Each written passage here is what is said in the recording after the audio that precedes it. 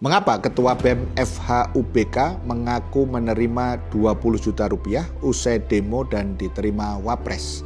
Ketua BEM Fakultas Hukum FH Universitas Bung Karno UBK, Muhammad Abdi Maludin mengaku menerima uang 20 juta rupiah sebelum demo mahasiswa di Patung Kuda pada 15 Juni 2026 yang lalu dan kemudian dia bersama beberapa anggotanya diterima Wapres. Apa yang sesungguhnya terjadi?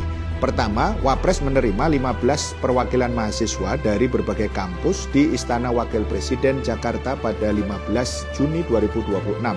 Pertemuan tersebut berlangsung dalam format dialog dan membahas sejumlah isu yang disuarakan mahasiswa, mulai dari evaluasi program makan bergizi gratis (MBG), penolakan program Koperasi Desa Merah Putih, hingga kenaikan harga bahan bakar minyak (BBM). Saat itu, Koordinator Aksi sekaligus Ketua BEM Fakultas Hukum Universitas Bung Karno UBK, Muhammad Abdi Maludin menyatakan pertemuan tersebut merupakan hasil dari gerakan mahasiswa dan tidak didesain oleh pihak tertentu. Tidak ada desain politik atau settingan dari awal. Itu murni hasil dari gerakan kami di Universitas Bung Karno, ujar Abdi kepada media usai pertemuan. Ironisnya, pertemuan antara Wakil Presiden dan perwakilan mahasiswa yang sebelumnya menggelar aksi demonstrasi di kawasan Patung Kuda kini menjadi sorotan luas setelah muncul pengakuan dari Ketua BEM FH UBK tersebut, Abdi Maludin, yang menjadi salah satu peserta pertemuan terkait penerimaan sejumlah uang. Kedua, sepekan setelah itu, Senin 22 Juni 2026, sejumlah mahasiswa UBK menggelar forum internal untuk meminta penjelasan terkait isu penerimaan dana yang beredar di media sosial. Dalam forum tersebut, Ketua BEM FH UBK, Muhammad Abdi Maludin, mengaku menerima uang. Pengakuan itu kemudian tersebar luas di media sosial dan memicu berbagai tanggapan dari mahasiswa. Terkait uang itu, memang saya terima 20 juta, kata Abdi dalam video yang beredar, sebagaimana dikutip akun Instagram @soalunsrat Selasa 23 Juni 2026. Disebutkan pula bahwa Abdi mengaku menerima uang agar bisa mengkondisikan teman-temannya tidak ikut aksi di Istana Negara. Ia juga mengklaim bahwa selain dirinya, juga ada sejumlah nama lain dari organisasi mahasiswa di lingkungan UBK yang turut menerima uang tersebut. Ketiga, Wakil Rektor 3 UBK, Daniel Panda, mengaku telah memanggil Abdi Maludin untuk dimintai keterangan. Menurut dia, yang bersangkutan telah membuat pengakuan secara resmi kepada pihak universitas telah menerima uang dari pihak kepolisian.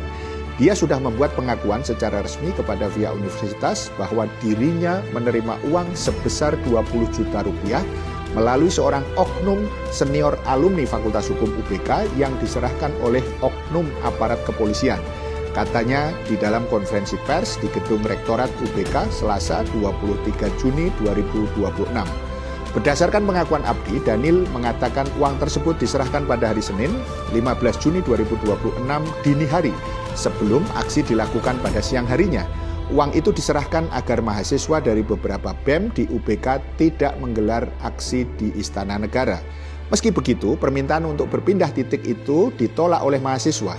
Alhasil, mahasiswa tetap bergerak ke Istana Negara, tetapi dihadang aparat sehingga akhirnya melakukan aksi di kawasan Patung Kuda, Jalan Medan Merdeka Selatan pada siang itu. Jadi mahasiswa tetap pergi ke istana meskipun mereka menerima uang tersebut. Itu merupakan pengakuan langsung dari Ketua FH BEM UBK, ujar Daniel. Keempat, pada perkembangan berikutnya, Universitas Bung Karno UBK menonaktifkan Ketua BEM Fakultas Hukum FH UBK Muhammad Abdi Maludin berkaitan dengan pengakuan menerima uang 20 juta tersebut terkait demonstrasi dan pertemuan dengan Wapres.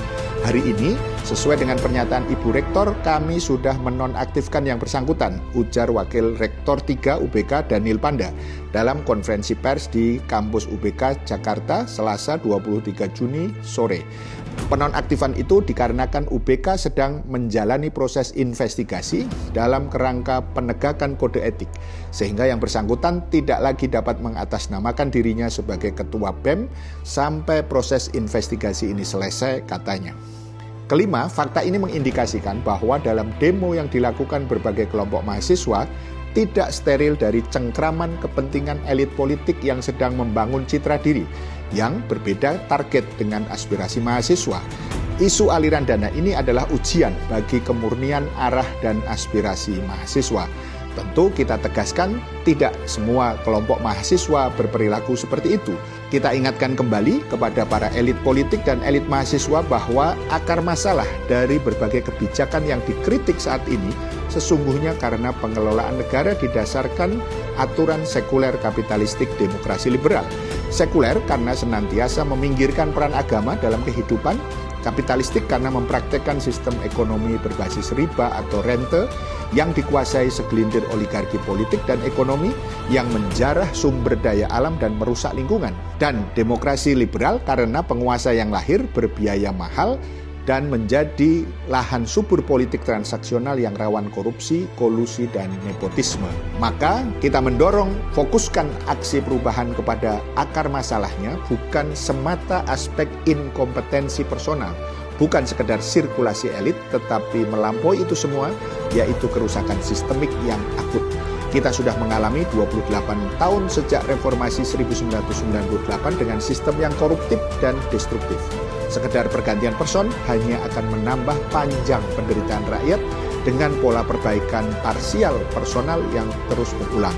Islam kafah adalah jawaban tuntas, syar'i dan berkah. Ngomong-ngomong, siapa nih elit politik yang lagi pencitraan ya? Paham sampai di sini? Salam melek politik.